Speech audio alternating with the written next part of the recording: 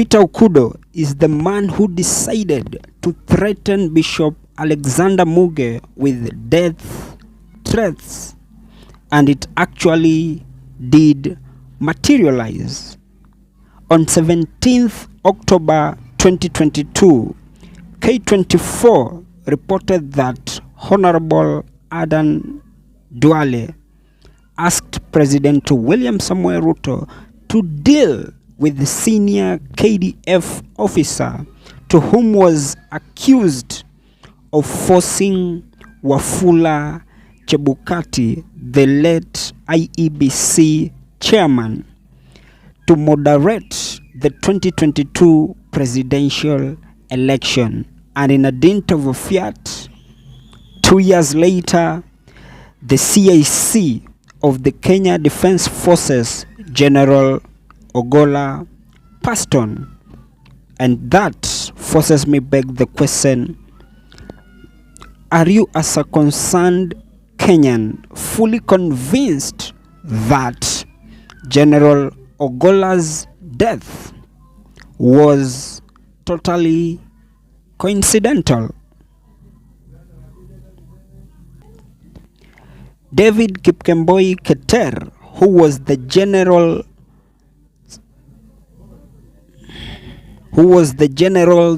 PA on Ogolla's fateful day to meet his creator, he did not travel with General Ogolla.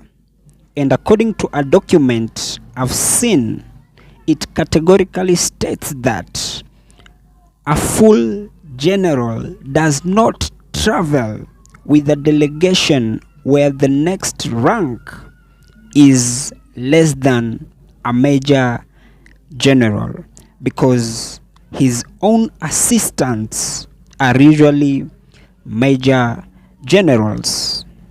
But besides that, one thing we need to be alive to is that generals don't die in chopper crashes.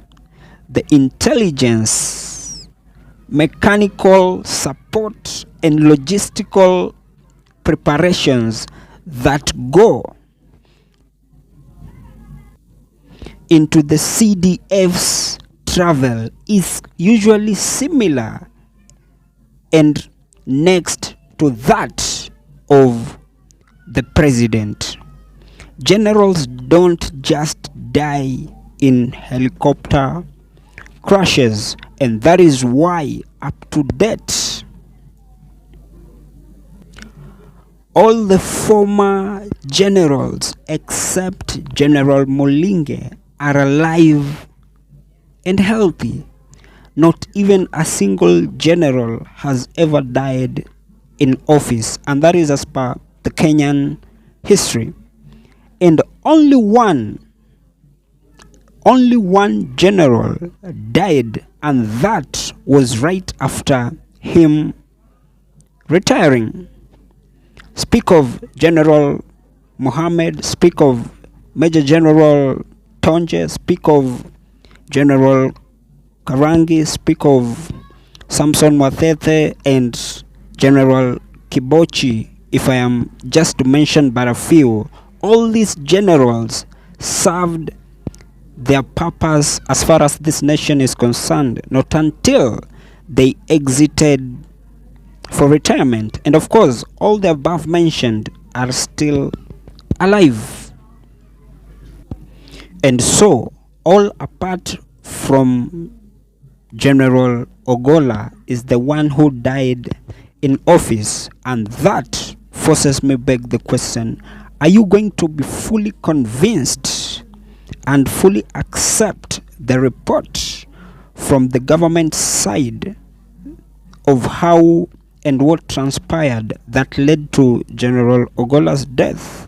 Or you're going to choose and side with what Stephen Kalonzo Musyoka blatantly told Kenyans, that the general, and in this context General Ogolla, was taken out? And if the general was taken out, we must ask ourselves, by who and why was he taken out? And the third question as to why I strongly doubt on the government's report concerning the late general's murder is because why did the general have to use another assigned chopper and not the one that people of his ranks were usually assigned to?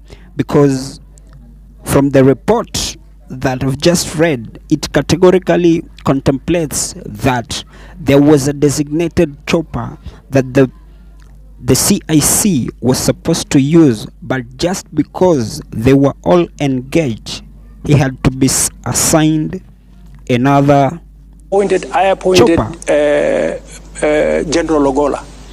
And if at all the chopper that he was supposed to use were all engaged with other duties, then that automatically leaves me again with a lot of questions than answers, simply because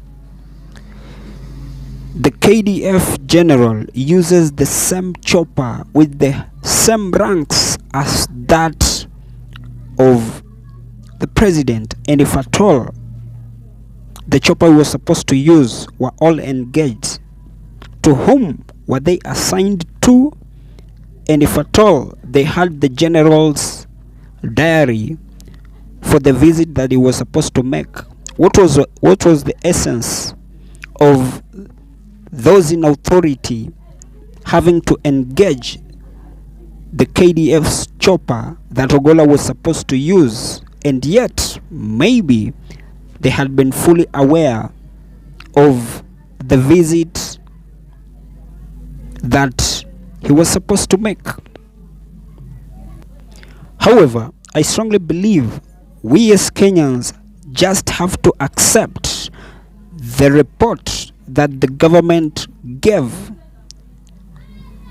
to the public in regards to the general's death. But from where I sit, if I try to continue scrutinizing on this report, then I kid you not, it actually leaves me with a lot of questions than answers.